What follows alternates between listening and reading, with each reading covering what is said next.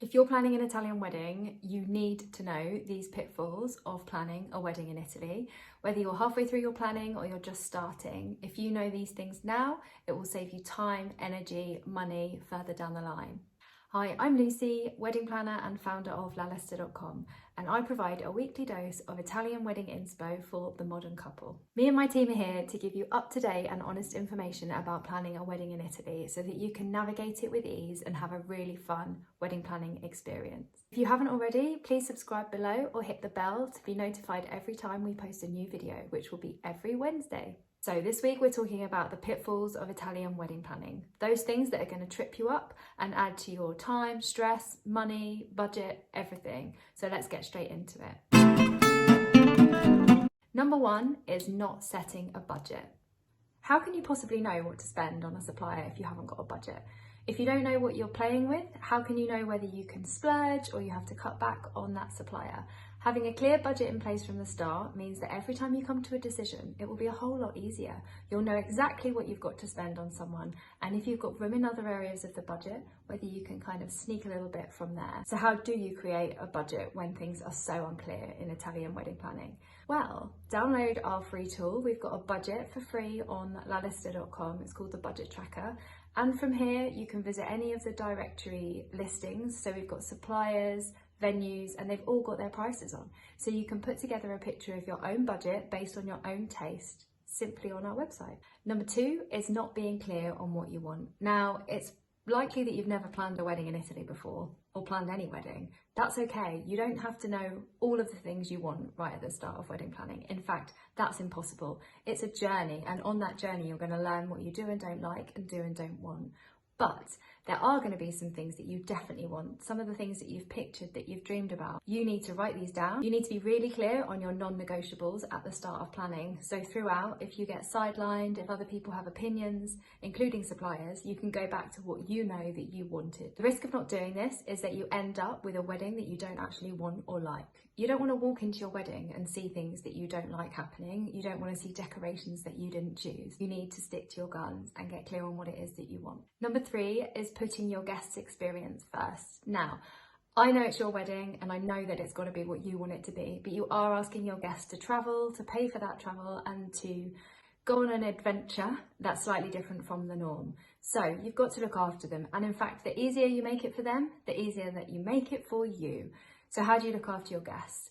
Just consider them from the start.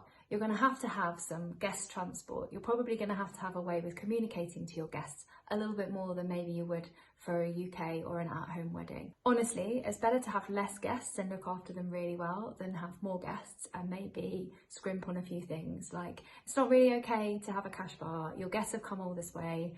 Treat them to some drinks. Get some good catering. Get transport for them so that they can get home easily. Don't get me wrong, there's things that you can charge guests for. Obviously accommodation, if your venue has accommodation, it's really, really normal for couples to charge their guests to stay at their wedding venue. Some couples charge people to get buses, like taxis aren't readily available. So instead, book a bus for everyone and ask everyone for a tenner, and they'll chip in and be able to get home easily at the end of the night.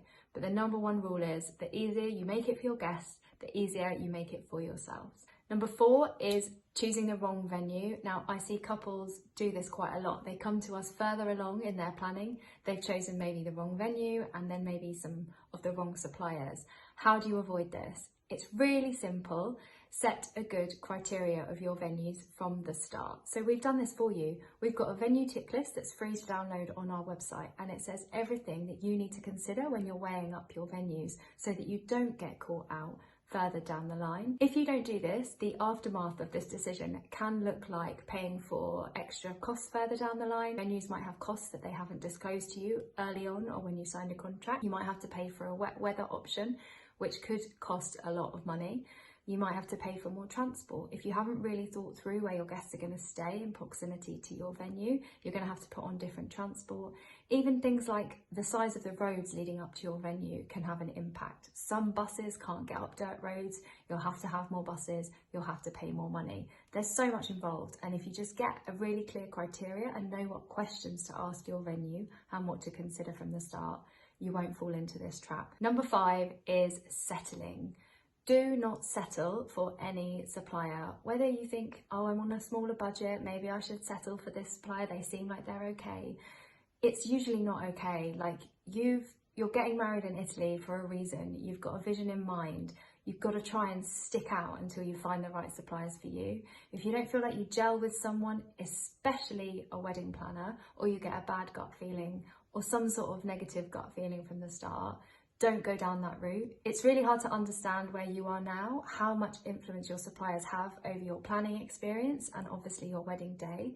If you get the wrong team, you are going to have unenjoyable experience, and we really don't want that for you. So just do not settle. Ask questions, get clear on everything you want to get clear on, and do not settle for less than your wedding is worth. So the sixth and final pitfall is people copying other people, copying trends, copying what other people are doing. It's your wedding. Like, do what you want to do. It doesn't matter truly what people think. If you follow your own gut and your own style, you are going to have the most amazing wedding. There's nothing better than walking into your wedding knowing that you've done everything that you wanted to do and it feels just like you. I've done it myself. It's the best feeling in the world. I often get asked about little touches that people can add to their wedding, a bit of personality here and there. And yes, a wedding experience should feel like you. So adding bits of you into it is absolutely fundamental. But adding little things, favours, they're not needed. Like, spend £4 on a limoncello bottle that will sit on the table, get hot, get sticky, no one will really drink, and then the glass bottle gets thrown in the bin. Why not have a limoncello shot taken round after the best man's speech or at the end? It will be freezing cold, it will be served the right way, and everyone will remember it and enjoy it a lot more. If you've enjoyed this video and found it helpful, please let me know by liking and commenting below. And if you want more help like this, come over to our Facebook group. We've got over 600 couples in there having conversations and talking about these things all the time. It's a super place to be, and it's really helpful when you're planning an Italian wedding. I'll see you next week.